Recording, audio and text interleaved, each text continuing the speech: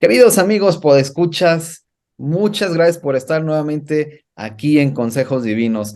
Esta vez tengo aquí como invitado a Rafa Riveros y pues bienvenido Rafa, de verdad que me alegra mucho.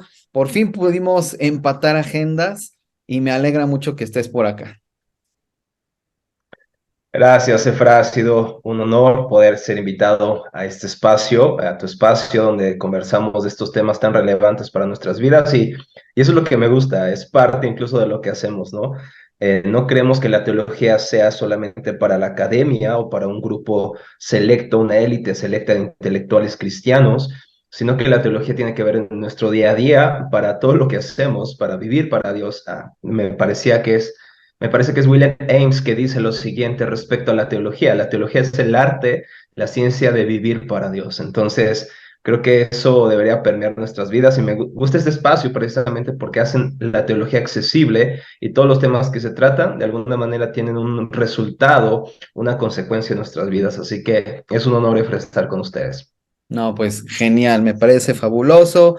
Acaba de cumplir un año de casado. Bueno, Ujú. año, 2 meses ya de casados, pero Dos ya, ya, meses. ya pasó el umbral del año, el primer año de casados. Entonces, Así es. felicidades por eso, me alegra mucho. Y Gracias. bueno, hablando de eso, justamente ya que lo mencionas, mi estimado Rafa, él se ha dedicado a enseñar en distintos institutos bíblicos. Me parece que también pasaste por el seminario presbiteriano aquí en México. Fue Eh, es- fue otro seminario no presbiteriano, porque ah, en ese tiempo yo era pentecostal mm, entonces estaba en un seminario interdenominacional, pero ok. ya tiene mucho de eso, tiene aproximadamente casi 10 años, Ok. 9 años Pero estabas aproximadamente. dando clases en el presbiteriano, ¿no? En el presbiteriano, más bien lo que estamos haciendo es una alianza. Estamos pensando Mm. hacer una alianza con el presbiteriano. Entonces, y probablemente, si el Señor lo permite, dar clase ahí de idiomas más adelante, primero Dios. Genial. Pues le ha entrado al griego aquí, mi estimado Rafa, así que precisamente por eso lo comenta. Y está padrísimo, ha estado enseñando varios temas. Teología de la adoración es uno, y también las cuestiones de homilética que tiene que ver con la predicación. Y es precisamente una de las cosas, una de las razones por las cuales lo he invitado aquí a Consejos Divinos a hablar de la predicación. Es un tema vasto que tiene muchas aristas. Vamos a tratar de aterrizarlo, vamos a ver por dónde nos lleva esta conversación, pero precisamente que decía Rafa que estas cuestiones de la teología, pues tienen que ser, tenemos que aterrizarlas, tenemos que hablarlas todos los que seguimos a Jesús, los que integramos la iglesia, y precisamente pues él forma parte de un instituto que se llama Teología para la Vida, que tiene esta filosofía, ¿no, Rafa? Así es, ese es el corazón de Teología para la Vida, es que podamos tener una reflexión acerca de nuestra fe y ver las implicaciones de esto, ¿no? Y no es algo que es novedoso o no es algo que surge, por ejemplo, en William Ames, este puritano, en los reformadores, sino que en la Biblia vemos que el conocimiento de Dios no solamente afecta a la parte intelectual de la persona, sino que afecta el centro de control de su vida, que es su corazón. Entonces, creemos que un conocimiento de Dios que no solamente descansa en el intelecto, pero que también transforma el corazón, transforma todas las áreas de nuestras vidas. Entonces, nuestra visión de la teología es una visión integral que abarca todo el ser humano, no solamente al intelecto, puesto que aún los demonios tienen conocimiento de Dios y eso no los hace cristianos Exacto. ni amadores de Dios, ¿no? Solamente dice Santiago, ¿tú crees que Dios es uno? Pues bien haces, y también los demonios creen, pero los demonios por lo menos tiemblan, ¿no? Esa es mi traducción. Entonces, creo que eso es lo que deseamos que podamos ver, cómo la teología afecta cada fibra de nuestro ser y cómo nuestras vidas deben ser transformadas por ese conocimiento. No solamente debe darse cuenta mi maestro de teología, que ya sé más de Dios, sino que mi esposa debe de ver la ternura, resultado de conocer a Dios, la bondad, resultado de conocer a un Dios bondadoso, la santidad, resultado de conocer a un Dios lleno de santidad, la gracia de Dios debe transformar mi vida en gracia también. Entonces, si eso no se puede ver, si eso no puede discernirse en nuestras vidas como un perfume, es literalmente llamativo para las personas que están cerca, si así nuestras vidas no pueden reflejar a Cristo por el conocimiento que tengamos, probablemente el conocimiento que tengamos sea un conocimiento meramente intelectual, pero quizá no ha transformado nuestras vidas, quizás es algo meramente teórico. Y bueno, eso no nos hace mejores que los demonios. Entonces, nuestro deseo no solamente es conocer a Dios intelectualmente, es deleitarnos en quién es Él, es ser transformados por su persona, por el conocimiento que tengamos de Él. Así que nuestra oración es esa, no solamente en Teología para la Vida buscamos enseñar, nuestra profunda oración es que el Señor transforme nuestras vidas y que que el conocimiento que recibimos pueda ser interiorizado en nuestros corazones y de ahí ser transformado y creciendo día a día para la gloria de Dios. Oye, esto Ese que es el estás corazón de diciendo, Teología para la Vida. exacto, no, está genial porque yo veo que está cambiando la filosofía lentamente, pero está cambiando la filosofía pedagógica de nuestras instituciones educativas cristianas, los Ujú. seminarios, los institutos, porque Sí, típicamente, y yo creo que Teología para la Vida seguramente surgió como una respuesta a esa realidad, típicamente nuestras instituciones educativas cristianas se han enfocado al conocimiento, no se han enfocado al carácter. así Eh, es. entonces, ¿qué es? Estos institutos y estos seminarios han sido solamente un reflejo de lo que ha estado pasando en nuestras iglesias estos años, y particularmente desde el siglo pasado, que bueno, apenas el protestantismo se desarrolla en América Latina desde el siglo pasado, realmente, pero ha sido, pienso yo, que muy rápidamente en América Latina nuestras iglesias locales eh, empezaron ¿cómo decirlo? Pues a replicar vicios que ya habíamos visto, por ejemplo, en la Iglesia Católica. ¿Y a qué me refiero? Mm, Uno de ellos, en este caso, en cuanto a la enseñanza, enfocada mm, exclusivamente o muy enfáticamente, para ser un poco benévolos, muy claro. enfáticamente en la información. Y es algo que todavía, por ejemplo, acá como profesor del Seminario Teológico Bautista Mexicano, no digo yo que predomina esta idea, pero sí veo como profesor que hay todavía mucho que hacer ahí, enfocarnos en el carácter. Ahorita estoy dando la clase de ética cristiana y puedo ver Mm, eso muy claramente en mis alumnos, ¿no? Entonces, qué padre, claro. es genial que esto esté cambiando, porque ya el hecho de que que haya una respuesta a esta realidad es buenísimo. Hay mucho todavía que hacer, pues buenísimo. Y hablando de la predicación, mi Sí. estimado Rafa, y Antes de eso, Efra, ¿me sí, permites comentar algo? Algo que observaste muy importante es acerca del escolasticismo católico, donde tratamos de darle la prioridad a la razón, casi, casi por encima de nuestra fe. Y esto no solamente sucedió en el escolasticismo católico romano, sino también en el reformado, por ejemplo, en el siglo XVI. Los reformadores, yo les invito a leer a la institución de Juan Calvino, por ejemplo, y las décadas de Henry Bullinger, me parece que solamente está en inglés, pero pues, si puedes leerlo, te lo agradecería, porque te vas a dar cuenta cómo ellos tratan el conocimiento de Dios no solamente como algo intelectual. En el libro uno, por ejemplo, de la institución de la religión cristiana, Juan Calvino dice que el conocimiento de Dios no solamente es poseer ideas correctas de Dios, sino es disfrutar a Dios, que la verdadera piedad, dice él, es algo que se experimenta en el corazón. Este experiencialismo de la reforma, de no solamente poseer ideas de Dios, sino experimentar esa transformación, esas doctrinas en el corazón, deleitarnos no solamente en conocer las doctrinas de la gracia, sino poseer la gracia de esas doctrinas. Eso es lo importante. Sin embargo, una generación después de los reformadores aproximadamente, se llegó nuevamente a este intelectualismo frívolo y una respuesta a eso fueron los puritanos que trataron de otra vez traer este conocimiento al corazón, al hogar, al trabajo, a nuestras vocaciones. Entonces, es algo que ha pasado siempre en la iglesia y creemos que este intelectualismo no está del todo mal, sin embargo, debemos redireccionarlo al evangelio. El fin, solamente entender esto, ¿no, Efra? El fin no es el conocimiento, el fin es Dios. El conocimiento es un medio que nos acerca más a Dios a través de Jesucristo.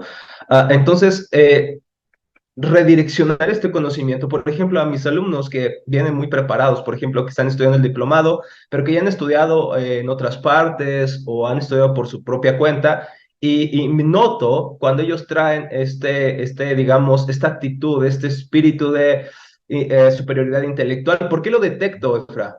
Porque yo caigo en eso, porque yo lucho con eso. Entonces yo lo detecto porque yo sé cuáles son los síntomas, porque yo mismo los experimento. Es entonces cuando en lugar de decir, ¿sabes qué? Estás fuera del seminario, ¿sabes qué? Eres muy malo en esto o tienes esta actitud horrible. En lugar de eso les digo, hermanos, vamos a ver cómo el Evangelio puede transformarnos y gracias a Dios que me permite también luchar con eso, porque entonces puedo acercarme, hermanos, y decirles, hermanos, yo sé lo que se siente, yo sé con lo que estás luchando, porque yo mismo lo he hecho, ¿no? Por mucho tiempo también tuve mucho intelecto, mucha letra, sin embargo mi vida era otra. Entonces, ese temor a saber mucho y a la vez vivir poco para Dios es un temor que debería ser grande en nuestros corazones, ¿no? Entonces, gracias a Dios por lo que tú dices, que Dios está haciendo algo en nuestras instituciones y si tú estás escuchando esto y eres un profesor, tienes que recordar que tu vida influencia mucho a tus estudiantes, para bien o para mal. Puede ser recordado como aquel que nunca enseñó nada, dijo mucho pero no dijo nada a la vez, o puede ser aquel que inspira a una generación para la gloria de Dios. Entonces eso, ahorita hablábamos detrás de cámaras, Efra y yo, que es uno de los deleites de nuestros corazones, pero que nuestro deleite más grande no sea en sí mismo enseñar, sino poder ser útiles en esta generación para nuestros estudiantes, ya sean jóvenes, adultos, ancianos, que el Señor nos pueda guiar otra vez a Cristo, ¿no? Que no digan, wow, qué buena clase dio Efra, qué buena clase dio Rafa, sino que puedan decir, cuán grande Dios nosotros tenemos y podemos conocerlo más y no bastar la eternidad para seguir conociéndose a Dios. Entonces, es algo emocionante. Pero bueno, ojalá el Señor nos permita seguir cambiando esta dinámica, esta filosofía educativa, no ir tras el conocimiento como algo primordial, sino verlo como un medio que nos lleva a conocer más a nuestro Dios a través de Cristo. Entonces, ese sería nuestro deseo. Me encanta la acotación que hiciste, que es muy pertinente, porque en dos sentidos, en lo que estás hablando acerca de la reforma y las reformas que subsecuentes, ¿no? Por ejemplo, de lo de los puritanos, que Sí. tiene que ser nuestra búsqueda constante. Y los que han estado siguiendo el canal de restauraministerios.org o Consejos Divinos, pues saben que he estado hablando del avivamiento y de las reformas, de reformar el culto a Dios. Y Yeah. tiene esto está muy ligado a este tema de la enseñanza que estamos hablando. Y sí, sí es cierto, creo que sí es bueno seguir hablando un poquito de esto, porque finalmente la predicación, que es el tema que nos tenía aquí originalmente, pues es una forma de enseñanza, pero lo que quiero decir, que tiene que ver con tu acotación y que de verdad sí es muy oportuna, es que cuando se hace un énfasis desmedido en el conocimiento, ¿qué es lo que normalmente ha pasado en nuestras iglesias latinoamericanas? Viene una respuesta, pero eso otra respuesta extremista. Digamos, el énfasis Ujú. desmedido en el conocimiento como un énfasis extremo o extremista Sí. y una respuesta extremista que es el conocimiento es malo y no es espiritual, ¿no? Hay muchas Nos vamos al iglesias sensacionalismo, ¿no? Nos a las movemos. experiencias, al énfasis en la Exacto, experiencia exacto. espiritual, Sí. ¿no? Que solo es emocional, no es espiritual. Hay muchos chicos, de verdad, muchísimos chicos defendiendo que es más importante lo que viven en la experiencia cúltica y litúrgica, porque se lo atribuyen al Espíritu Santo, esas Mm. experiencias, ¿no? Y que eso es más importante que lo que uno puede saber de la Biblia o de Dios mismo, ¿no? En cuanto a información, en cuanto a conocimiento, tal cual, ¿no? Entonces, es una respuesta extremista a esta protesta y finalmente esta protesta puede estar bien, bien motivada, pues porque vemos a lo mejor esta soberbia o este orgullo por el conocimiento. Entonces, hay gente que bien intencionadamente dice, no, pues no queremos eso, pero se van muchos de ellos al extremo de, ay, pues entonces la experiencia espiritual es lo único que importa, aunque no sepa realmente nada sobre Dios o lo Sí, básico, lo fundamental. Y a veces hay que ver, y salió un video en el canal de restauraministerios.org y estamos hablando del sufrimiento que causa creer en un concepto de Dios que es mi concepto de Dios, que no es exactamente lo que Dios ha dicho de sí mismo, cómo Dios se ha mm, revelado y lo que encontramos en las escrituras acerca de Dios, sino que es como un Frankenstein, ¿no? Y que eso produce sufrimiento. Si ustedes ya vieron ese video, saben de lo que estoy hablando. Si no, ahí los mando. Es una conversación con Katy Gómez, fabulosa. Pues tiene que ver con eso, también con lo que enseñamos, porque a veces estamos enseñando y estamos enseñando mal, como conceptos equivocados de Dios, de Jesucristo, sí, de énfasis en ciertas doctrinas, énfasis en ciertas características de Dios, en fin, es un tema que hay que cuidar y eso también se refleja en la predicación, ¿no? Eh, claro, porque lo que creemos, pues es de lo que vamos a predicar. Entonces, cuán importante claro. es siempre ir una y otra vez a qué dice Dios, qué dice Dios de sí mismo. Yo siempre lo planteo en esos términos. Habrá una jerga mucho más apropiada para hablar de eso, pero siempre lo pongo en esos términos. ¿Qué dice Dios de sí mismo? Vamos a preguntarle porque estamos con nuestros Frankensteins y eso está produciendo sufrimiento en nuestra vida cristiana. Y Sí. esto que tú describiste, pues es realmente lo que muchas veces resulta o debería provocar a lo mejor el estar reformando nuestro culto a Dios, que tiene que ser, he insistido yo, permanente. Cuando te das cuenta, este Dios del que estamos enseñando, predicando, pues no es exactamente el Dios de la Biblia, el Dios vivo, el Dios verdadero que se ha dado a conocer, pero no lo vas a saber si no te lo estás preguntando, si no estás cultivando este conocimiento ya sea a través de las escrituras, pero también a través de personas que han dedicado sus vidas a estudiar las escrituras y a generar más de este conocimiento. Entonces creo que está muy unido, ¿no? Sí, definitivamente. Decía este A.W. Tozer que como somos creación de Dios, por lo tanto todos nuestros problemas son teológicos. En otras palabras, somos hechura de Dios y todo lo que tenga que ver con este mundo para vivir una vida realmente satisfactoria o plena, más nos vale tener un adecuado concepto de quién es Dios, porque un adecuado concepto de quién es Dios nos va a ayudar a dirigirnos bien en esta vida, ¿no? Y justamente eso lo leí apenas ayer. Ahora, otra cosa que creo que es un reto para la predicación, y quizá aquí vamos a entrar más en materia, es en cuanto a qué predicamos, ¿no? ¿Cuál debería ser el tema de nuestra predicación? Algunos piensan que el tema de nuestra predicación tiene que ver con pensar en las necesidades de la iglesia, es decir, ver esta semana qué problema hay en la iglesia. Hay este problema, este hermanito anda, no sé, anda diciendo chismes, entonces vamos a hablar del chisme. Y la otra semana, pues no sabemos, vamos a ver qué problema hay. Entonces, normalmente nuestros temas de predicación giran en torno a nuestras necesidades primarias. Y está bien en un sentido ver la necesidad de la iglesia, pero si solamente lo que la gente está haciendo o no haciendo nos lleva a predicar, entonces no vamos a saber precisamente cómo predicar debido a que vamos a estar predicando nuestras ideas o nuestros dolores del corazón y no las escrituras. Ahora, para predicar las escrituras se necesita estudiar las escrituras.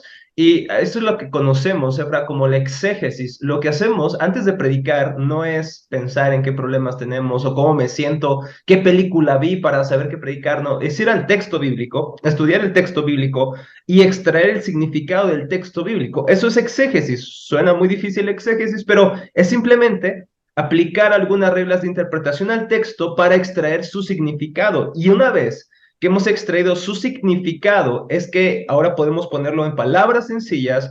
Hemos luchado quizá ya con las traducciones o con los idiomas originales, hemos ido a comentarios, a diccionarios, a léxicos, etcétera, y después de haber extraído ese texto y de decir, esto significa, es ahí cuando ya estamos en un papel para poder predicar. Y la exégesis, a diferencia de otros métodos de cómo predicar o de cómo preparar tu predicación, es un buen antídoto para nuestro orgullo y para eliminar nuestro deseo de hablar cosas que la Biblia no dice, porque es muy fácil subirte al púlpito, citar un texto y entonces decir lo que se te antoje. Y suena muy piadoso porque estás citando un texto, pero eso no quiere decir que estás exponiendo el texto. Fíjate lo que dice John Piper en uno de sus libros, es un folleto básicamente, se llama Exégesis Bíblica. Él dice, la buena exégesis, es decir, el buen estudio del texto, se convierte en una amenaza para nuestro orgullo. Por ella corremos el riesgo de descubrir con honestidad que la visión profética y apostólica de la vida quizá es diferente a la nuestra, a fin de que nuestra visión y con ella nuestro orgullo se derrumbe. Lo que dice John Piper es algo elemental. Cuando estudiamos el texto y vamos a predicar de ese texto, es bueno hacer una buena exégesis, porque la exégesis, a diferencia de la eisegesis, y ahorita voy a explicar la diferencia, busca extraer el significado, independientemente de mis presuposiciones, Mm. independientemente de mi marco histórico, teológico o de mi tradición evangélica. Yo tengo que ir al texto. Yo sé que nadie puede dejar todas sus presuposiciones en blanco en su mente, pero es una oración de nuestros corazones y creo que la preparación del estudio bíblico y de la predicación está empapada de oración.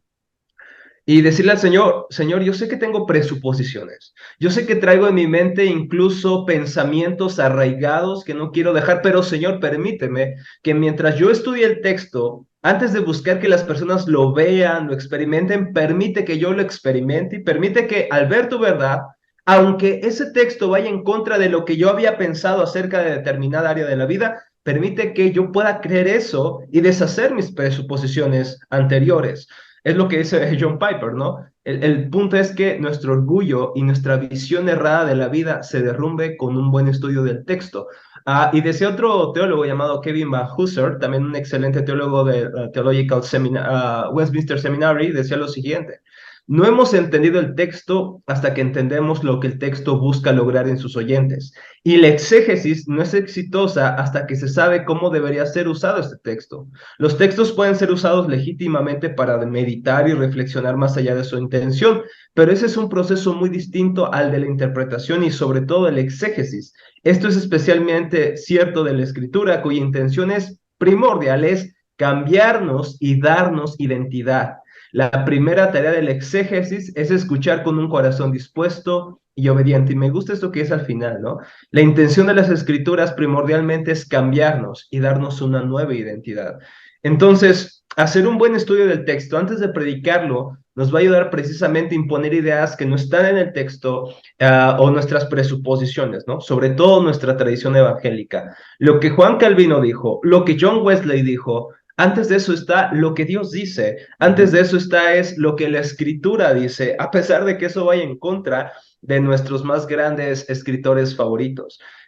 Una buena predicación va a las escrituras, pero sobre todo me atrevo a decir, una buena predicación, para que sea una buena predicación, primero debe ser experimentada en el corazón del predicador antes que busque que otros la experimenten. Si no experimentamos ese texto, podríamos predicar muy bien, muy bonito, pero pocas personas quizás serían transformadas. Obviamente eso es por la obra del Señor, pero Dios normalmente usa a un hombre que ha sido quebrantado primero por el texto para quebrantar a otros.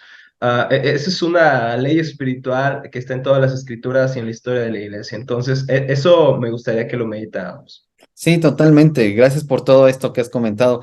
Yo hace poquito escribí ahí en redes sociales que si lo que enseñamos, lo que predicamos, lo exponemos, pero la gente que escucha no sabe qué hacer con eso, pues algo estamos haciendo mal, ¿no? Porque eh, la escritura siempre nos lleva, sí, a saber algo, pero también a hacer algo, ¿no? Claro, Entonces, creo que finalmente el hacer algo como respuesta a lo que el Espíritu Santo nos está ayudando a entender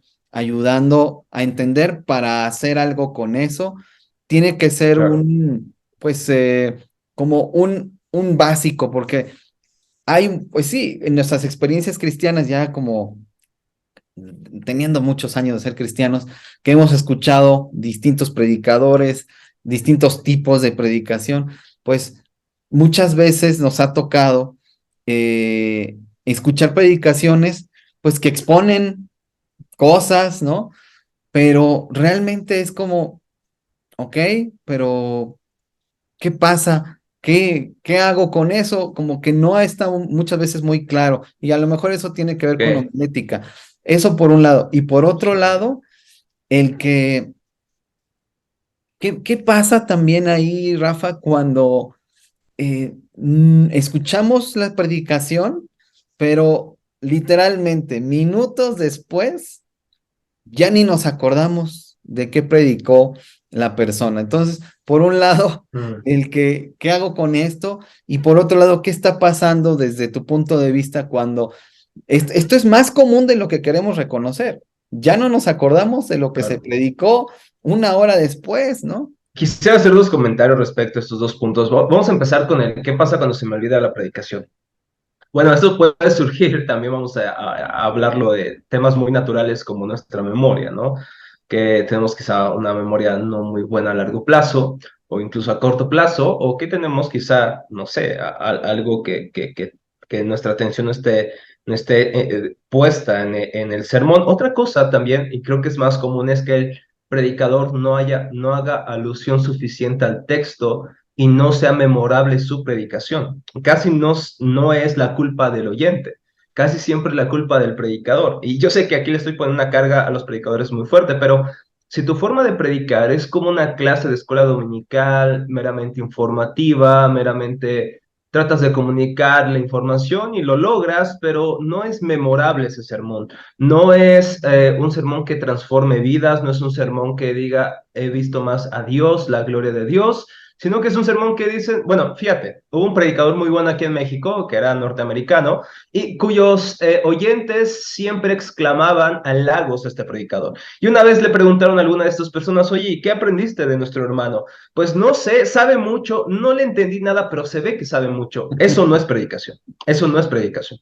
Decía Martin Lloyd Jones, si tú no puedes distinguir una predicación de una clase de escuela dominical, absolutamente no has escuchado una predicación, porque una predicación, dice, son como rayos del cielo mismo, transformando nuestros corazones, golpeando nuestros corazones, y eso fue el testimonio de J.I. Packer, cuando escuchó a Martin Lloyd Jones, dice que fue como los rayos golpearan su corazón. Si no has escuchado una predicación que desde el primer momento o al finalizar esta predicación digas, wow, conozco más a Dios, y muchas veces esas predicaciones al final no reciben aplausos, al final casi siempre invade un silencio de Sí, temor reverente o de adoración, ¿no? Esas predicaciones son memorables, esas predicaciones impactan el corazón y probablemente perdemos a nuestra audiencia desde el primer instante, puede ser porque no hemos tomado algunas reglas hermenéuticas o homiléticas más bien en cuenta como una buena introducción, una buena ilustración, no lo sé, pero también es mayormente porque el predicador no está sintiendo y experimentando ese texto y lo está predicando como mera información. Una predicación no es una clase teológica. Una predicación es el mensaje del Dios vivo y todopoderoso a su pueblo redimido. Y ese mensaje, esa proclamación no es la intención del predicador lo que se comunica. El predicador, y es la palabra que se utiliza en el griego mayormente para predicación, es proclama, es un heraldo que no crea su mensaje, sino que recibe un mensaje y lo comunica con pasión, con veracidad, con verdad, con fidelidad. Y creo que mayormente por no entender eso y por hacer lo contrario es que nuestros sermones no son memorables. Ahora, otra cosa, cuando hablabas acerca de qué vamos a hacer con ese sermón, podemos aquí también caer en el hecho del moralismo, ¿no? De, oye, exacto. predícame, pero dime qué hacer. Sobre Ujú. todo no buscamos qué hacer, sino en quién confiar otra vez, y de ahí surge el qué hacer. A lo que me refiero es lo siguiente. En nuestra predicación no buscamos, mira, por ejemplo, vamos a Efesios capítulo 5, capítulo 6, hijos sean buenos hijos, padres sean buenos padres, se acabó la predicación.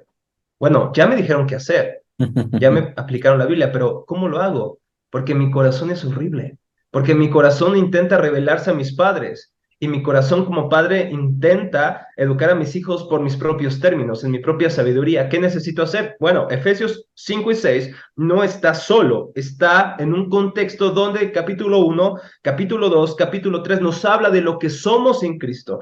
Entonces, cuando vamos a una predicación y queremos predicar para que la gente haga algo, no, lo más primordial no es preguntarnos qué vamos a decir a la gente que haga, sino es cómo puedo guiarles a Cristo para que al poner su esperanza en el Evangelio, ellos puedan ser transformados. Eso nos va a librar tanto del moralismo como del libertinaje. Puesto que estamos en Cristo, nosotros no podemos vivir igual. Por ejemplo, si estamos tratando un texto acerca del perdón, ¿no? Colosenses 3, por ejemplo. Perdónense como Cristo los ha perdonado. No podemos decirle a nuestra audiencia, bueno, se acabó el sermón, ahora tienen que perdonar a un violador, ahora tienen que perdonar a alguien que les hizo daño, ahora tienen que... a ver, espérate. Estás hablando del perdón, de alguien que me dañó. ¿Por qué lo debo de hacer? Es porque Cristo te ha perdonado. Ahora tú perdona. Es decir, Ujú. lo que hacemos es en respuesta a lo que Cristo ha hecho por nosotros. Exacto. Si solamente terminamos nuestros sermones diciendo hagan esto y aquello, estamos guiando a las personas a hallar su salvación en sí mismos, pero no Ajá. en Cristo. Exacto. Entonces, el punto culminante del sermón no es tanto qué vamos a hacer, sino cómo podemos otra vez poner nuestra confianza en Cristo para después hacer. Entonces, creo que el clímax de un sermón es que Cristo sea exaltado y que las personas ahora pongan su mirada otra vez en Cristo, domingo tras domingo. O sea, aunque estés predicando a los mismos cristianos, domingo tras domingo debes recordarles el Evangelio, porque tendemos a olvidar el Evangelio día a día, y tú y yo lo sabemos, Efra. Ujú. Podemos poner nuestra esperanza en nuestro conocimiento, en nuestras clases, en nuestra, no sé, lo que sea, y no en Cristo. Ujú. Entonces, el punto clímax del sermón es cómo puedo llevar a la gente a Cristo, que literalmente el texto me lleve a Cristo, no es que yo imponga a Cristo, sino que el texto, cómo este texto me muestra nuestra necesidad de Cristo y cómo este texto debe transformarnos para entonces sí, ahora saber cómo vivir, ahora saber cómo aplicarlo esto en mi día a día, pero no porque el predicador me dejó una tarea, sino porque Cristo a través del Evangelio me ha transformado, es entonces que ahora debo de ser diferente, es ahora que debo de perdonar, es ahora que debo ser generoso, es ahora que debo ser amoroso, es ahora que entonces es en respuesta a lo que Cristo ha hecho. El Evangelio debe ser el A y la Z de la vida cristiana, diría Tim Keller. Entonces creo que es el clímax del sermón realmente. Tenemos que finalmente hablar de esas cosas porque hay mucha predicación, su contenido es pragmático, ¿no? Precisamente esto que hablabas ¿Sí? del moralismo. Y sí, hay que diferenciar el hacer en cuanto al pragmatismo y despojar al Evangelio de Cristo para que sea solo Claro, tienes que hacer esto, ¿no? En el sentido así es. pragmático de... porque es lo que la gente busca, además, curiosamente, y no sé si lo has notado, ¿no? La gente busca Claro. más pues tengo este problema familiar, ¿qué hago? Tengo esta situación, ¿qué hago? Como que incluso eso lo vemos en la consejería, ¿no? La gente Sí, busca consejería, uno, ya que está muy mal, y dos, para que le digan qué hacer.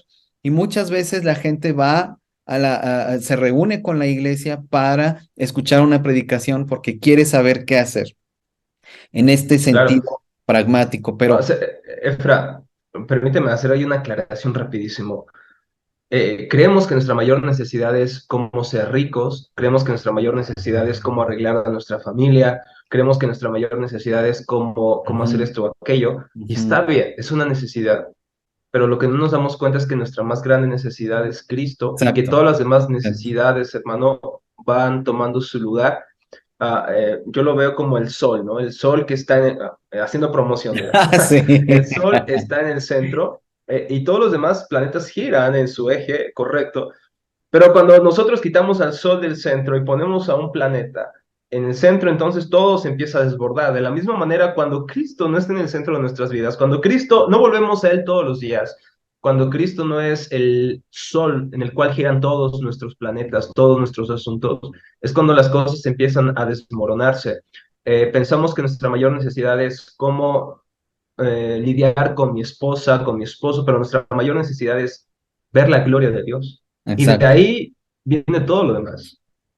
Y nuevamente creo, Efra, que la mayoría de gente se pierde en las predicaciones porque el predicador piensa que la mayor necesidad de su gente es cómo prosperar, cómo sanar, cómo sanar sus relaciones. Y es una necesidad, pero su mayor necesidad es su relación vertical Claro, antes que sus relaciones claro, horizontales. claro. Entonces, si estamos en una correcta comunión con Dios, estaremos en una correcta comunión con los demás. Pero para estar Exactamente, en una correcta comunión con los demás, tenemos que estar confiados en Cristo, porque no podemos estar en una relación correcta con Dios por nuestras fuerzas, porque somos exactamente, pecadores y Dios es santo. Pero Cristo se hizo carne, se hizo hombre, y ese debería ser el mensaje de todos los domingos, independientemente de cualquier texto que nosotros elijamos.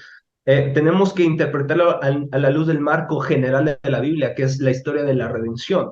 Cómo este texto me está guiando al Evangelio, cómo este texto está poniendo mi esperanza en Cristo, ya sea del Antiguo o Nuevo Testamento, decía Charles Spurgeon.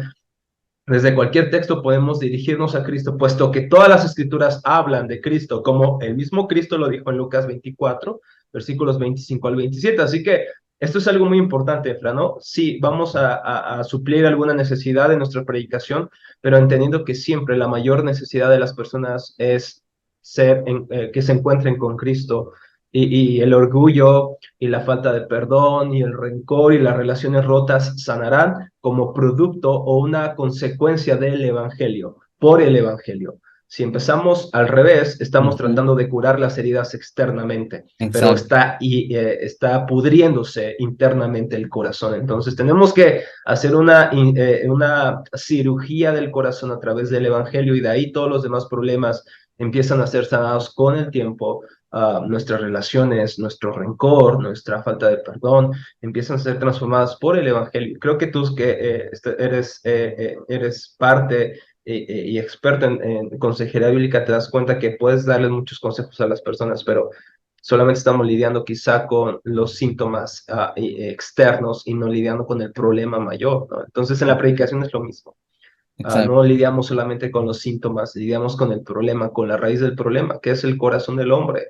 Y exacto. solamente eso puede ser sanado con el Evangelio, por el Evangelio. Por eso Pablo decía, yo me propuse no saber nada entre ustedes, sino a Jesucristo y a este crucificado, porque es la mayor necesidad de nuestros corazones, día tras día, domingo tras domingo, sin duda. Exactamente, y justo es parte de lo que quería compartir, digo que va en el mismo sentido esto de, justo esta semana hablaba con mis alumnos de la clase de ética cristiana justamente de eso. Si nosotros quitamos el evangelio y ponemos al centro el moralismo, estamos poniendo cargas muy pesada sobre la gente, porque le estamos diciendo, mira, tienes que obedecer a Dios y tienes que hacer todas estas cosas para obedecer a Dios.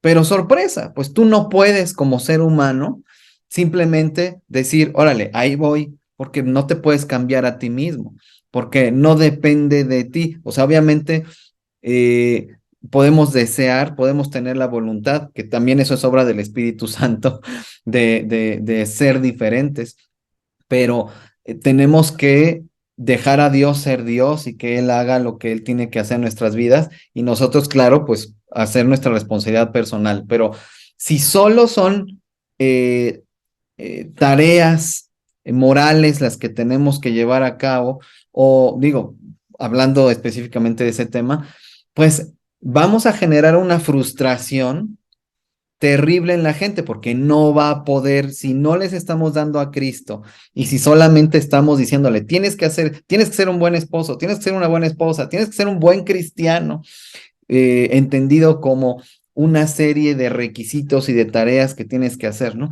Entonces, obviamente, al no poder, viene la frustración, viene la culpa, viene la vergüenza y vamos o a volvernos unos cínicos y a seguir haciendo todo mal, pero cumpliendo, ¿no? Más con los hombres que con Dios, obviamente. O vamos a convertirnos en personas que probablemente vamos a votar todo y a renunciar a la fe porque nos vamos a decepcionar, ¿no? Por esta culpa, por esta vergüenza, por estas cargas tan pesadas que estamos poniendo en la gente. Entonces, qué maravilloso es precisamente cuando les damos a Cristo como iglesia, ¿no? Porque de eso se trata la iglesia, darle a Cristo a los otros para que los otros empezando por el principio, como bien dices, pues entiendan qué es obra de Dios, qué es su responsabilidad y dejen a Dios ser Dios y ellos sigan a Cristo tomando las decisiones que tengan que tomar, pero ya, digamos, por decirlo así, esas buenas obras como resultado de el obrar de Dios en la vida del creyente, ¿no? Cada cosa en su lugar, entonces, pues eso va a producir gozo, eso va a producir fe, eso va a producir perseverancia, eso va a producir muchas cosas, ¿no? Santificación. Entonces, pero fíjate cómo la predicación es una pieza clave, digo, sí, la enseñanza, bueno, desgraciadamente en muchas iglesias no hay enseñanza más que la predicación únicamente, pero finalmente cuando enseñamos, cuando predicamos, qué importante es reflexionar en estas cosas. Y en esta parte del pragmatismo, eh, precisamente por la influencia de muchas filosofías y disciplinas que no son cristianas, obviamente, yo le llamo el buenismo, buenismo, porque todo se trata de ser bueno, ¿no? Y hay mucha gente que no es cristiana porque creen que el cristianismo se trata de buenismo, de moralismo, de ser una buena persona. Y por eso el budismo, hablando de tantos ismos, el budismo ha tenido una acogida espectacular y la seguirá teniendo en países de Occidente y en países como México. ¿Por qué? Porque la gente se contenta con ser una mejor persona, ¿no? Y escuchas muchas predicaciones y muchas enseñanzas que consisten en seamos mejores personas y el objetivo de muchas predicaciones es precisamente eso. Entonces, ha influido más la cultura popular, en la cultura actual, de filosofías y religiones orientales y disciplinas que en todas tienen en común esto mismo, incluso la psicología, y no porque esté en contra de la psicología, pero básicamente lo que mucho de lo que dirige la psicología, pues bueno, obviamente es sanar muchas situaciones en lo mental, en lo emocional, etcétera, pero lo que hay de fondo es, pues, para que seas una persona funcional, una buena persona en la sociedad.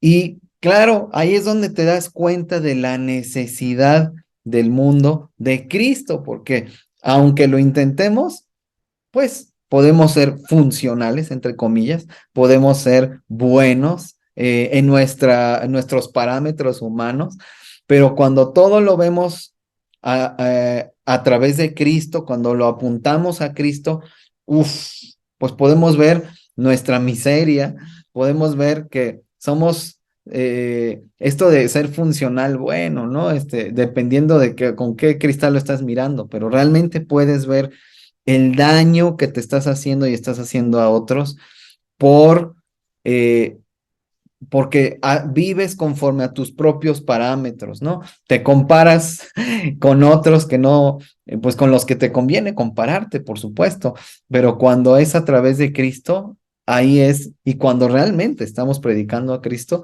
pues sin duda la respuesta es como la del publicano, ¿no? Cuando acude al templo y dice, sé propicio a mí, pecador, ¿no?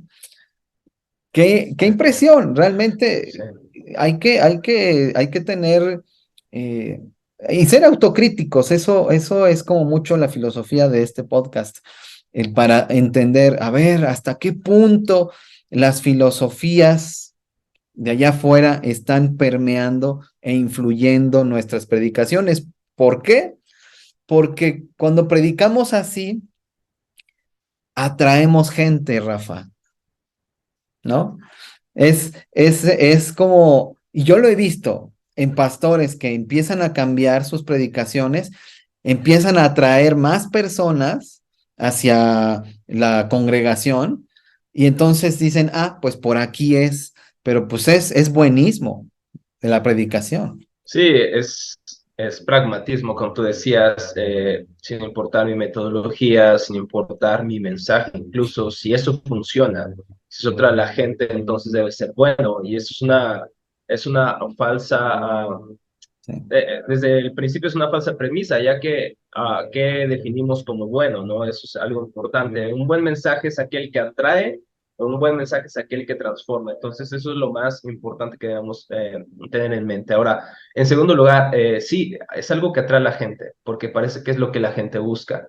Sin embargo, lo que realmente la gente busca es a Dios a través de Cristo. Sin embargo, la gente se contenta con el lodo en lugar de jugar con la arena del mar. Es lo que decía C.S. Lewis en uno de sus libros. Somos criaturas tan insignificantes y a veces se contentan con tan poco, cuando pudiéramos ir con Dios, que Él literalmente es no solamente la solución para todos nuestros problemas, sino que es la fuente última y el fin último de nuestra existencia misma. Si tomáramos en cuenta eso, en consideración eso, los predicadores estaríamos comprometidos con predicar a Cristo y al Señor, y eso es la vida eterna, que conozcan al Señor y a Jesucristo a quien ha enviado. Juan Amén. 17:3. Si los predicadores tomáramos en cuenta eso, que la mayor necesidad de la gente no es solucionar sus problemas urgentes para ellos en primera instancia, sino que es solucionar su problema mayor, que es su relación con Dios, entonces nosotros no titubearíamos en predicar a Dios, a Cristo, a su palabra, porque es realmente la mayor necesidad de la gente. Y cuando la gente se da cuenta de eso, aún estando en iglesias pragmáticas donde se predica un evangelio diferente al evangelio de Cristo, aunque no hay otro evangelio, sino que hay mensajes diferentes, cuando una gente se da cuenta que su mayor necesidad es ser salvado del mismo, no del gobierno, no de su matrimonio, sino de él mismo, de su propio corazón, es cuando empieza a encontrar la riqueza gloriosa del evangelio y empieza a consolarse en predicaciones que hablan del evangelio y que no tratan con los problemas superiores, sino con la raíz del problema. Mi esposa está estudiando psicología y yo tengo una visión de la psicología que creo que puede ser útil, muy útil en muchos sentidos, pero nuevamente la psicología está también limitada, así como cualquier otra área de estudio y cualquier ciencia incluso está limitada siempre. El único poder de Dios para transformar es el Evangelio. Por eso no nos avergonzamos del Evangelio y no nos avergonzamos de predicar el Evangelio. Es algo hermoso predicar el Evangelio, Efra, porque no solamente trata con el orgullo de las personas que nos escuchan, trata con el orgullo del predicador, porque sabes que la gente no quiere escuchar y no necesita escuchar pues, tus propias ideas, tu propio mensaje, tu propio evangelio, sino que necesita otra vez el evangelio. Y es hermoso ver cómo las personas son transformadas a través de la exposición del evangelio, pero es del evangelio. Dios usó a un vaso de barro como tú y como yo, pero quien está transformando es Dios a través del evangelio. Y eso es lo más hermoso. Ver vidas transformadas, no solamente ver vidas que se emocionan por el mensaje que estuvo muy cool este domingo, sino que a lo largo del tiempo puedes ver el fruto de esa predicación. Y yo puedo decirte algo, lo que yo estoy viviendo ahora en mi vida como matrimonio es un fruto de la predicación constante del Evangelio en mi iglesia local. Yo agradezco por la vida de mi pastor Víctor, principalmente porque desde que yo llegué a la iglesia, al Redentor, él se encargó no de mimar mi corazón, sino de confrontar mi corazón con el Evangelio. Y ha sido un duro trabajo para mi pastor. Ha sido también dolor para su corazón tratar con un corazón como el mío. Pero el fruto del Evangelio hoy lo puedo ver después quizá de 4 o 5 años. Y gracias a Dios por eso. Pero eso es lo que realmente necesitamos, Efra. Todos los demás métodos, todas las demás formas de crear expectativa y atraer gente, son métodos que al final de cuentas nos pueden ayudar por un tiempo, pero no lidian con nuestros mayores problemas. Y lo que más necesitamos nuevamente es predicar a Cristo y a este crucificado, es hacer un buen estudio del texto y hablar del consejo de Dios. Y como dice, le dijo Dios a Josué, estudia día y noche este libro, que esté en tu mente, en tu corazón, y entonces harás prosperar todo lo demás, ¿no? Pero no viene Sí. aparte de Dios, sino viene con que Dios es el centro de nuestras vidas a través de una predicación bíblica, de una predicación apasionada, de una predicación cristocéntrica, y todo lo demás empieza a tomar su lugar, y eso nos va a evitar de libertinaje, moralismo. Predicar a Cristo nos va a guiar a una fuente segura, una roca segura en medio de esta vida tormentosa. Él es nuestra ancla segura. Y la predicación debe servir para eso, recordar a la gente que Cristo y solamente Cristo es su esperanza. Oye, fíjate que esto que comentabas y ya pensando ya en el cierre de esta fabulosa conversación que obviamente ni los que están escuchando y viendo ni nosotros queremos que termine ya, pero eh, pensando en los últimos pensamientos, esto que dijiste es clave, creo que es una gran forma de cerrar. Digo, de mi parte, ¿no? Obviamente todavía me gustaría escuchar tus últimos pensamientos, pero en cuanto a lo que, cómo Dios ha usado a tu pastor en tu vida, que hablaste, cómo eso, pues ha sido parte de lo que Dios ha hecho, además de la predicación, el discipulado, el acompañar tu vida, que no nada más, fíjate, un seminarista ya más experimentado, digo, no era así, seminarista suena como que está estudiando, ¿no? Pero alguien, un pastor, pues, que pasó por el seminario, me dijo una vez, es que a nosotros en el seminario nos dijeron que la gente iba a cambiar con nuestras predicaciones. Y de verdad, uno escucha eso y uno diría, ay, pues claro que no, pero realmente en el fondo muchas veces lo creemos, creemos que con lo que estamos haciendo ya la gente, pero esta parte del discipulado, o sea, tiene que haber la enseñanza, la predicación, pero tiene que haber el acompañar a alguien en el camino, ¿no? Porque de lo contrario, pues estamos echando la red así nada más, pues para ver cuánto pescamos, pero tenemos para preparar un pescado, pues hay que agarrar el pescadito que pescaste y prepararlo, ¿no? Uno por uno. Entonces, es esto que cuentas, creo que es ayuda a hacer, a poner los puntos sobre las íes. Claro que es tan importante, tantas cosas que considerar en nuestras predicaciones, pero finalmente creo que es una parte de todo lo que como iglesias tenemos que hacer para acompañar a cada uno de los miembros em, en su seguimiento de Jesús personal. Y aquí es donde entra la iglesia, esto que hizo tu pastor y seguramente que también han colaborado amigos tuyos cercanos como parte de esta Ah, obra de Dios, pues amplia que Dios hace en cada uno, ¿no?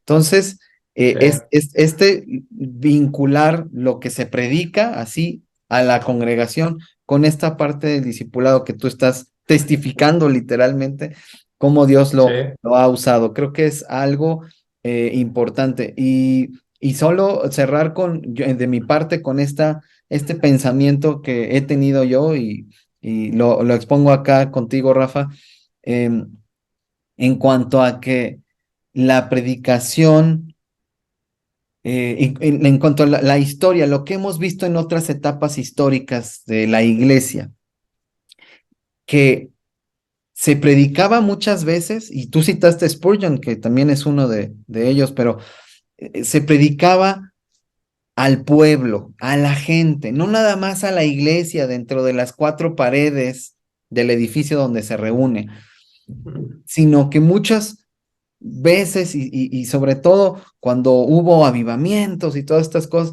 se predicaba al pueblo. Eran otras circunstancias sociales y bla, bla, bla, podemos argumentar claro, mucho al respecto, pero cuán necesario es, pienso yo, el que tenemos que estar conscientes de que nuestra predicación de Cristo tiene que llegar a los oídos de las personas que integran las comunidades en las que vivimos y no solo nuestra comunidad espiritual, ¿no?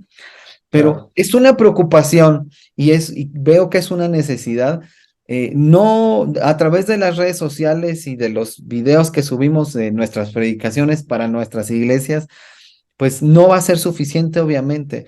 Y creo que es un buen motivo de oración el pensar en que esta predicación tiene que llegar a los oídos de las personas, sí, en lo personal, porque todos formamos parte de distintas comunidades, en el trabajo, somos vecinos de personas, vivimos en un municipio, en una alcaldía, en fin, en una ciudad, en un pueblo, formamos parte de distintas comunidades y claro que la predicación de Cristo llega a esos oídos a través de nosotros, pero eh, no sé, pienso yo en que pues es tan necesario de nuestras sociedades descristianizadas, el predicar a Cristo, no sé, a lo mejor no estoy llegando a ningún lugar, estoy pensando en voz alta, pero no sé, pienso en esto, en llevar la predicación más allá de las cuatro paredes del edificio donde nos reunimos. Mm, Es una preocupación que comparto contigo,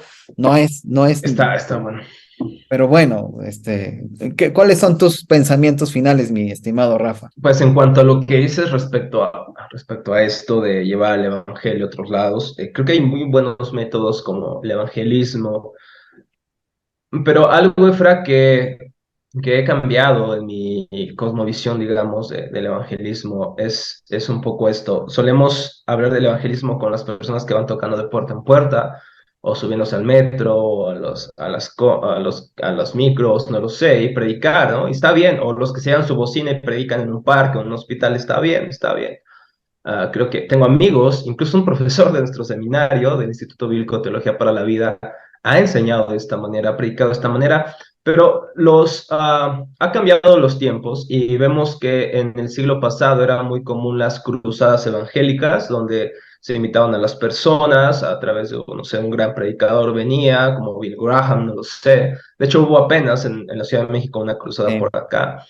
Y está bien, funcionó en algún tiempo funcionó tocar puerta a puerta y demás, y no lo debemos dejar de hacer, creo yo, pero creemos que hoy en día la gente no es tanto de escuchar a un desconocido, ¿no? Es muy fácil llegar, digamos, fácil en teoría, llegar con un desconocido y predicar el evangelio, pero lo que vemos hoy en día es que las personas, y esto lo tomo de los estudios que estoy haciendo con City to City, para mi preparación para plantador de iglesias. Excelente. Y hemos visto que en los estudios, hoy en día las personas suelen más ir a la iglesia cuando alguien cercano a ellos vive el evangelio y les comparte el evangelio, no un desconocido principalmente. Dios Amén. puede usar eso, sí, pero lo que estamos diciendo es que por regla casi las personas se acercan al evangelio a través de alguien que les habla del evangelio. Ahora, ¿cómo hacer eso? Cuando la predicación en el púlpito toca los problemas de la gente de un lenguaje, en un lenguaje entendible. Obviamente nuestra base no son los problemas, son las escrituras, pero a través de nuestras ilustraciones, a través de nuestros ejemplos, a través de nuestras aplicaciones, a través de la contextualización es lo que nos referimos. Contextualizaciones no cambia el mensaje, lo que cambia quizá es la forma de entregarlo, las aplicaciones que hacemos, las ilustraciones que tomamos, los ejemplos que damos, tocan a la gente o a las necesidades de nuestra gente, ¿no? No podemos hablar, por ejemplo, hoy muchos queremos hablar como los reformadores del siglo XVI, hablando en contra de los papistas, en contra de los anabautistas. A ver, brother, ya no tenemos esos problemas, ¿no? Contra los papistas y demás. Nuestro mayor problema quizá es con la ideología de género, cosas por el estilo. Estos ejemplos deberían ser usados en nuestras predicaciones y deberíamos preguntarnos, un hermano, por ejemplo, ¿traería a su familia si nosotros predicaríamos? O quizá nuestra predicación es tan sofisticada, tan intelectual, tan descontextualizada que la gente diga, mejor lo voy a invitar a otro lado porque aquí no creo que entienda mi mensaje. Y debemos preguntarnos a los predicadores. ¿Estamos predicando tomando en cuenta siempre a los cristianos o también tomamos en cuenta a los no cristianos?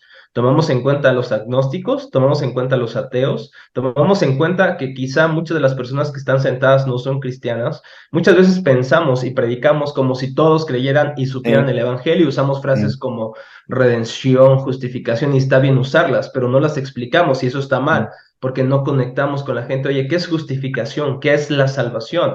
Tenemos que tomar en cuenta siempre cuando predicamos ese asunto, ¿no? Porque sí. solemos descontextualizarnos, elevarnos a nuestras alturas teológicas y no conectamos con la gente. Y entonces, ¿por qué digo esto, Efra? Porque cuando la gente tiene el Evangelio, cuando la gente comprende que el Evangelio es su mayor necesidad y que cambia todas las demás cosas en su vida, todo su contexto, todo su entorno es transformado por el Evangelio, estas personas llevan el Evangelio a sus trabajos y entonces en sus trabajos la gente empieza a ser despertada en su interés por esa persona, porque es diferente, porque hace lo que hace, porque no es un jefe gruñón que nos trata mal, sino generoso, porque es un buen trabajador, porque es un buen padre, porque es un buen esposo, esposa, hijo. Entonces eso despierta el interés y cuando una persona invita, debido al cambio y la transformación del evangelio, a otra persona y la persona viene a nuestra iglesia y predicamos el evangelio y predicamos las escrituras con un lenguaje contextualizado, entendible, entonces las personas empiezan a traer más y más gente. Creo que es la forma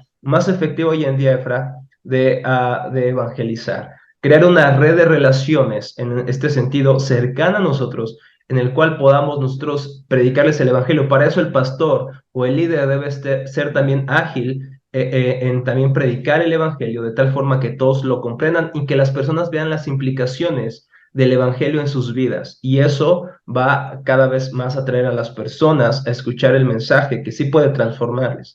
No un mensaje que solamente cura sus heridas externamente, sino que lidia con el mayor problema. Hay que hacer evangelismo a la antigua, hay que hacer evangelismo a la antigua. Pero algo que los eruditos del Nuevo Testamento han recalcado es que la mayor forma de expansión del cristianismo en la iglesia primitiva no fue a través de la predicación, digamos, de solamente unas personas, sino que fue a través de que todas las personas en sus oficios diferentes eran un fiel testimonio del evangelio. Y por ejemplo, los mercaderes entraban en contacto con otros mercaderes y veían su fe y proclamaban su fe. Las amas de casa proclamaban su fe con sus esposos, los esposos proclamaban su fe en su casa, los pescadores, los gobernantes incluso, o algunas personas de autoridad, tenían influencia ahí. Entonces, a través de llevar el evangelio a sus propios entornos cercanos, es que la iglesia crecía. Y creo que de esa forma no ha cambiado hasta el día de hoy. Creo que es la mejor forma de seguir Sí, predicando el evangelio. sí, Crear una cultura misional, que la gente sí, entienda que las misiones no es irse a la India, la misión está en su casa, la misión sí. está en su trabajo, la misión está en nuestra escuela, la misión está con nuestros alumnos. Entender eso va a transformar la forma en cómo hacemos evangelismo y cómo vivimos el evangelio y cómo comunicamos ese evangelio. Pues me hiciste recordar la historia de Cornelio en los Hechos de los Apóstoles, ¿no? Que Súper, sí, pues finalmente Dios lleva a Pedro, ¿no? Pero Cornelio reúne a toda su familia, a sus esclavos, a toda la gente, que es un gentil, no es un sí, judío, reúne a toda la familia y a sus esclavos, a su servidumbre, para que escuchen a Pedro. Y esto cuando dice que creyeron él y toda su casa, no es casualidad, o sea, realmente hay que entender cómo la influencia, y bueno, hablábamos, como dijiste tú, detrás de cámaras, antes de que empezáramos, de masculinidad un poquito ahí, y cómo un varón que pone su fe en Cristo, cómo tiene el empuje de llevar a toda su casa a Cristo eventualmente, y a lo mejor, pues sí, tomando en cuenta que cada persona, cada integrante de esta familia tiene su proceso y su tiempo, etcétera, sí. pero tiene este empuje de llevar a Cristo a su familia. Qué Sí. rico que podamos platicar de estas cosas. Sí, ¿quieres decir? Efra, nada más una estadística rapidísimo. Sí, Una adelante. investigación del ministerio, está muy bueno esto, es una investigación del Ministerio Enfoque a la Familia. Dice que en una familia, si un niño es el primero en convertirse, existe un 3,5% de probabilidades de que su familia también lo haga. Si Wow. una madre se convierte primero, existe un 17% que además la familia también lo haga. Fue en el caso de nuestra familia, por ejemplo. Pero si un padre se convierte, hay un 93% de posibilidades de que la Ajá, familia se convierta. claro, a eso me Entonces, refiero. obviamente esto no está en concluir de que entonces hay que predicarlo solamente a los padres. No, no, Claro, no, claro, pero hay que claro. tomar en cuenta algo, la influencia que puede tener Sí, alguien, ¿no? Y puedo hablar de un jefe, puedo hablar de un empleado, puedo hablar de un gobernante, de un artista. Por ejemplo, hoy necesitamos más artistas que lleven el evangelio a las artes y no solamente para que hablen solamente o hagan música, pintura religiosa, ¿no? O con temas religiosos, sino que puedan llevar el resultado del evangelio ahí donde están. Necesitamos artistas, científicos, um, a que hagan política también, y no con el propósito de dominar la cultura, sino para afectar la cultura como una implicación del evangelio, ¿no? exacto, Entonces, eso es exacto. algo que creo deberíamos considerar mucho. Es para otro tema, otra charla, pero es algo que podemos reflexionar también. Excelente. Pues yo te agradezco que te hayas hecho el espacio de estar aquí en Consejos Divinos, pues para, de verdad, para beneficio, para bendición de la gente, pues llegar probablemente a otro sector pequeño, pero a otro sector de personas que están buscando pensar su fe, que están buscando aplicar su fe. Entonces, pues gracias, hombre, gracias de verdad. No, no, no, es un placer estar con ustedes y pues ah, ojalá y este video les sirva a muchos. Se los voy a pasar también a mis estudiantes para que puedan ahí verlo y criticarme.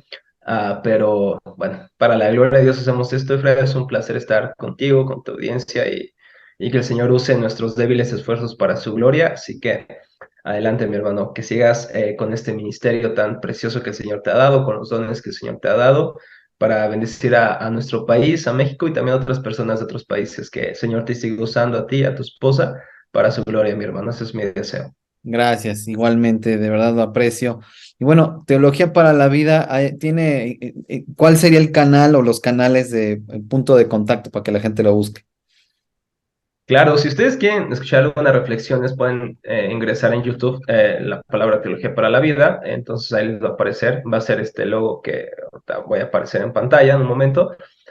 Y también en Twitter, Instagram, Facebook, ahí tenemos mayormente nuestro contacto con las personas en redes sociales, sobre todo en Instagram. Y también si ustedes quieren conocer más acerca del Instituto Bíblico, pueden entrar a Google, ahí donde le pueden también poner Teología para la Vida, donde dice quiénes somos. Les hablaremos un poquito del Instituto Bíblico, de algunos testimonios de los hermanos, y también pueden ponerse en contacto con los números que van a aparecer ahí en las páginas o en Instagram, por ejemplo, perdón, o también un Genial. curso independiente del Instituto Bíblico, que es Teología del Arte, para aquellos que son artistas en sus diferentes facetas, digamos en las bellas artes, por ejemplo, ¿no? Si eres músico, si eres un arquitecto, si eres un pintor, si te gusta la danza, el cine, por ejemplo, este taller creo que te va a ayudar mucho. Hablaremos desde la visión bíblica del arte, cómo el arte en el Antiguo y Nuevo Testamento están reflejados, pero también cómo la historia de la iglesia ha ido influenciando la cosmovisión cristiana para crear arte para la gloria de Dios, no solamente con temática religiosa,